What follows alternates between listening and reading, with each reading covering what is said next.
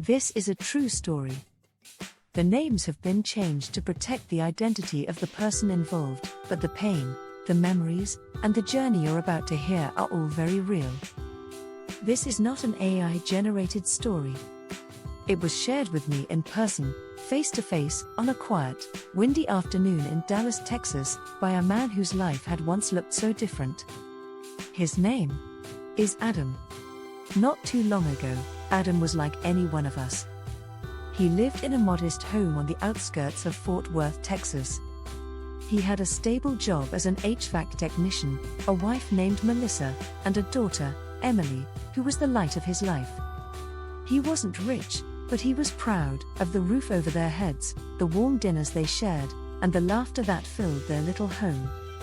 Adam used to say that his favorite sound in the world was the soft giggle of Emily running barefoot down the hallway, pajamas flapping as she begged him for one more bedtime story. And he always said yes. He was a good man, a family man, the kind who never missed a school play, who fixed neighbors' ACs on weekends for free, and who brought his wife coffee in bed every Sunday morning. But life, as we know, doesn't always reward the good. It started with a layoff. The company he had worked at for over a decade downsized during a rough winter. They let go of several long-time employees. Adam was among them. He was shocked, but not defeated. Not at first. He thought he'd find another job quickly. But then, Emily got sick. What began as a stubborn cough turned into a nightmare. After weeks of hospital visits, tests, and desperate prayers, the doctors diagnosed her with leukemia. The news shattered the family. Melissa couldn't stop crying. Adam went numb. They poured everything into her treatment, time, energy, and every last dollar. They sold their car. Cashed in the little savings they had.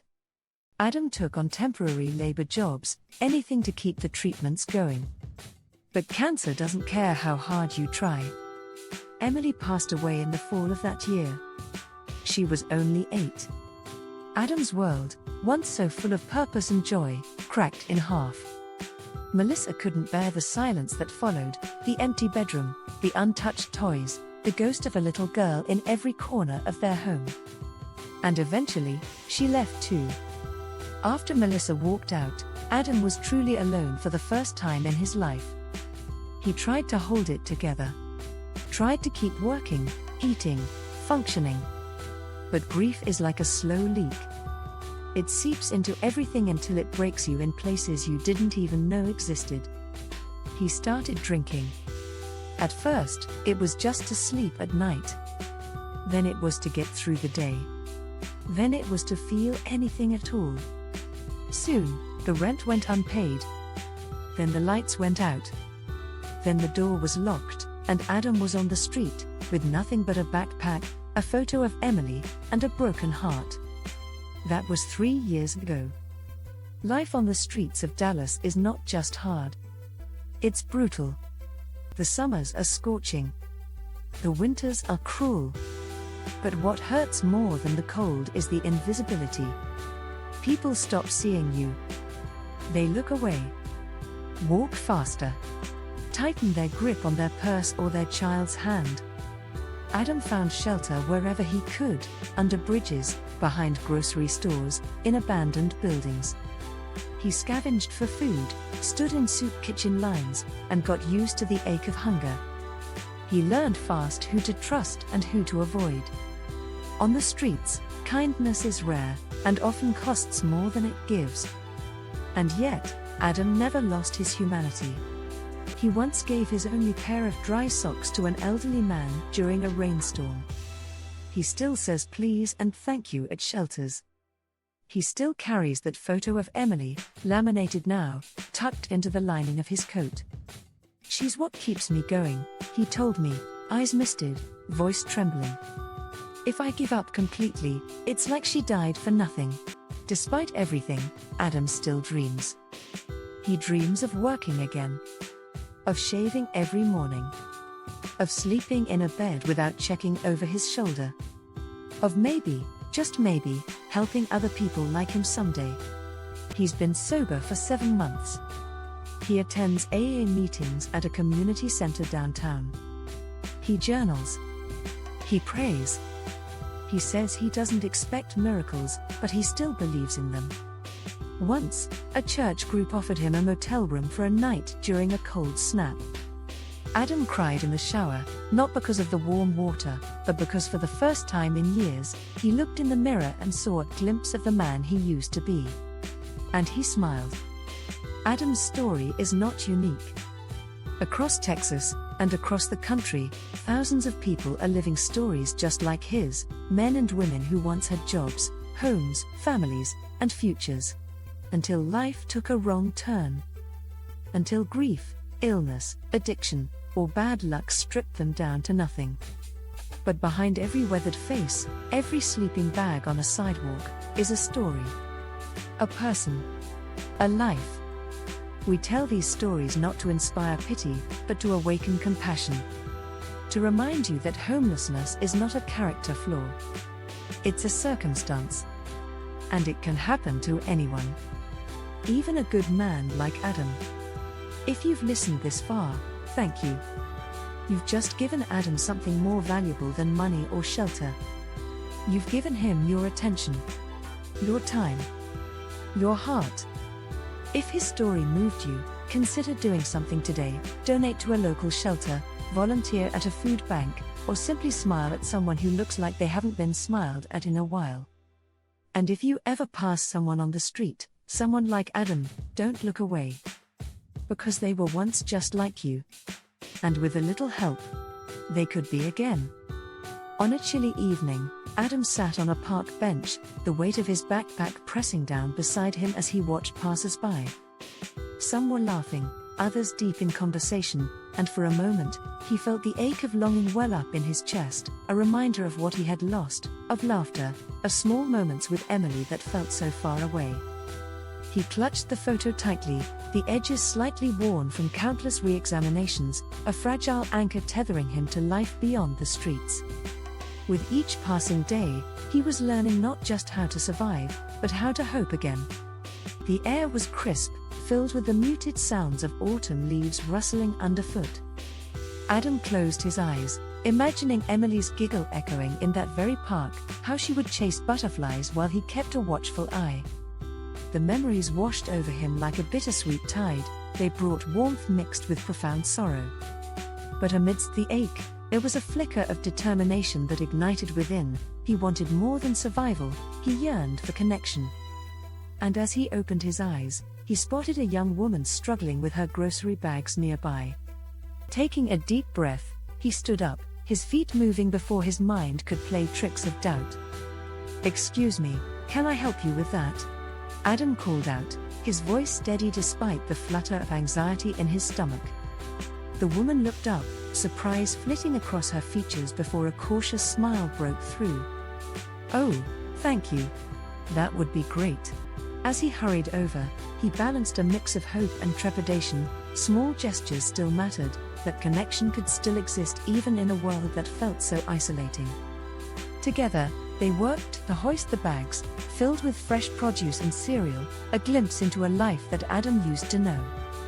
As they talked, he felt a sense of normalcy wash over him. They shared jokes, exchanged names, and for that brief encounter, the weight of his backpack felt a little lighter. The laughter they shared felt like a bridge, a reaffirmation that life, despite its extreme harshness, still held moments worth savoring. "You're really funny," the woman said, her laughter echoing in the crisp air, as Adam realized in that moment, he was no longer invisible. As they finished loading the last of her bags into her car, the woman turned to Adam, her eyes bright with gratitude. "I don't usually run into people like you here," she said, tilting her head slightly, studying him as if he was a story set to unfold. "Thank you so much for your kindness today. It really made my day." Adam felt a warmth spread through him, igniting a sense of something he'd almost forgotten, a connection. "It's no trouble at all," he replied, his voice firm yet tender, remembering how he'd always sought to help others. "Sometimes we just need to look out for one another." As she opened her car door, she paused, reaching into her purse before pulling out a folded bill. "Please, take this," she said, her expression earnest. "I insist. You deserve something for your kindness." Adam's heart sank at the gesture, feeling the pang of pride mingling with an undeniable need. Yet, he shook his head gently, a smile lingering on his lips. "I can't accept that. Just talking with you brightened my day, that's worth more than any money." The woman studied him for a moment before she grinned, her smile bursting with sincerity. "You really are something special, you know? Just remember, you're not alone." With that, she climbed into her car, nodding one last time before pulling away. Adam watched, feeling a mix of emotions swirling inside him. He had offered help, and in return, he'd received hope, a reminder that compassion could still flourish, even when shadows loomed large. But that brief encounter wasn't just a fleeting moment of connection, it ignited a spark within Adam, one that encouraged him to seize the day instead of letting it slip away. He wandered through the park, observing the children playing on the swings, their laughter reminiscent of Emily's joyous spirit. It inspired a flurry of thoughts about how he could find purpose again while navigating his new reality. As the sun dipped lower in the sky, casting long shadows on the ground, Adam resolved to visit a nearby community center where free workshops were offered on skill development. He recalled a flyer he had seen while scavenging for food, a promise of rediscovery, a sign that change was indeed possible.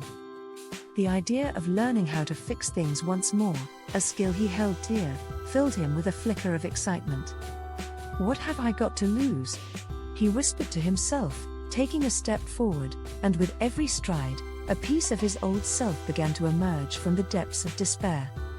As he approached the community center, the energy buzzed with voices of people sharing stories, laughter, and the sounds of tools being tested.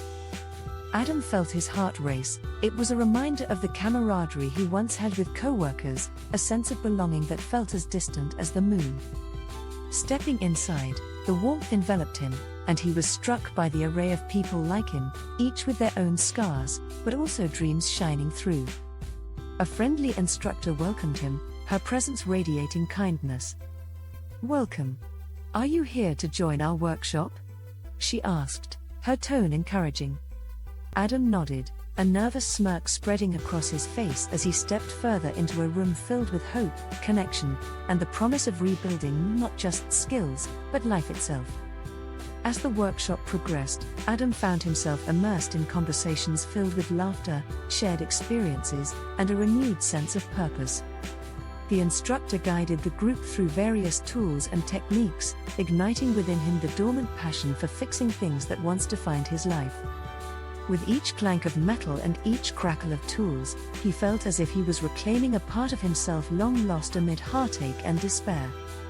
The other participants welcomed him with open arms, and their stories intertwined with his, forming a tapestry of resilience and hope. Adam could see the spark in their eyes. They, too, hungered for change and connection. They were living reminders that, despite the struggles, redemption was within reach. As the session wrapped up, he exchanged numbers with several new friends, a tangible promise of camaraderie brewing in the air. It was more than just a workshop, it was a homecoming. In that moment, Adam knew he was on the brink of writing a new chapter in his life, and though the road ahead would be far from easy, he was ready to take the first steps. As the days turned into weeks, Adam found himself returning to the community center regularly, each visit strengthening the bonds he'd begun to forge. He began to share his story, a narrative intertwined with pain yet illuminated by flickers of hope, resonating with those around him. One evening, after a particularly rewarding workshop, he gathered with his new friends outside beneath the starry sky. Their laughter danced through the night, serving as a balm for the wounds they all carried. "You know," he said, taking a deep breath, "sometimes I think about how far we've all come." The group nodded, their eyes reflecting understanding and belief in the possibility of brighter days ahead. In that moment, Adam realized he wasn't just surviving, he was truly living again, an exhilarating feeling, spurred on by connection, community, and the relentless human spirit. With newfound determination, Adam volunteered to help organize a community event aimed at bringing awareness to homelessness. He worked tirelessly alongside his friends, crafting flyers and planning activities that would encourage people to engage with their stories. Each conversation buzzed with purpose. They wanted to show the world that behind every pair of worn shoes was a life full of dreams and aspirations. On the day of the event, Adam felt a mix of nerves and excitement as he stood at the entrance, greeting guests with a warm smile, hoping to spark understanding and compassion in every interaction. Through their hard work and dedication, Adam and his friends succeeded in creating a vibrant gathering that drew in the community. As people mingled, listened to the shared experiences of individuals overcoming adversity, and engaged in meaningful conversations, Adam felt an overwhelming sense of pride wash over him. He stood not just as a survivor of his own story, but as a beacon of hope, illustrating the power of resilience and the undeniable truth that compassion can change lives.